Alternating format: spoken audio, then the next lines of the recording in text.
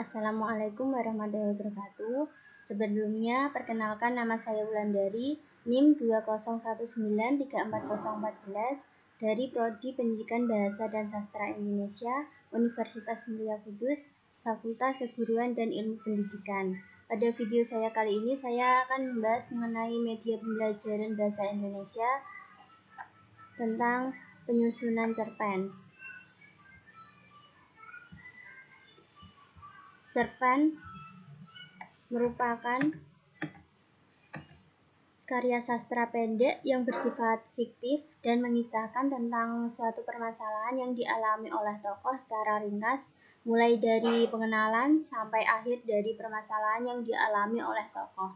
Selain itu, cerpen hanya terdiri dari tidak lebih dari 10.000 kata. Unsur-unsur pembangunan teks cerpen. Yang pertama, tema cerita. Kedua, alur cerita.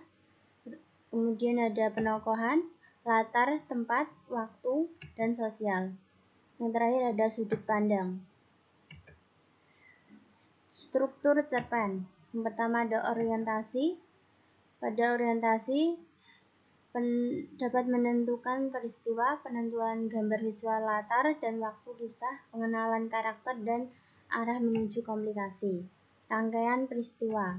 Pada rangkaian peristiwa, kisah berlanjut melalui serangkaian peristiwa tak terduga. Kemudian ada komplikasi. Komplikasi cerita bergerak seputar konflik atau masalah yang mempengaruhi latar waktu dan karakter. Tokoh utama mengarah ke solusi. Resolusi. Pada resolusi terdapat solusi untuk masalah atau tantangan yang dicapai dan telah berhasil. Cara pengarang mengakhiri suatu cerita. Kemudian ada ciri kebahasaan cerpen. Ciri kebahasaan cerpen, yang pertama ada kata ganti orang atau sudut pandang penceritaan.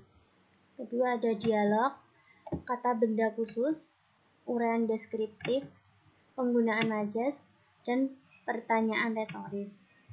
Jenis-jenis majas. Yang pertama ada simile atau perbandingan langsung. Pada simile merupakan pengungkapan dengan perbandingan eksplisit yang menyatakan dengan kata depan dan penghubung. Seperti layaknya, bagaikan, umpama, ibarat, bak dan bagai. Metafora atau perbandingan tak langsung. Metafora adalah majas yang mengungkapkan ungkapan secara langsung berupa perbandingan analogis. Kemudian ada personifikasi atau benda mati yang dianggap seperti makhluk hidup. Personifikasi merupakan majas yang membandingkan benda-benda tak bernyawa seolah-olah mempunyai sifat seperti manusia. Langkah-langkah menulis cerpen. Yang pertama, mencari gagasan. Kedua, percaya dengan gaya bahasa sendiri. Ketiga, mengawali cerita. Kemudian memajukan peristiwa-peristiwa kunci. Menentukan ending atau penutup. Mengendapkan cerpen. Menyunting cerpen yang diendapkan.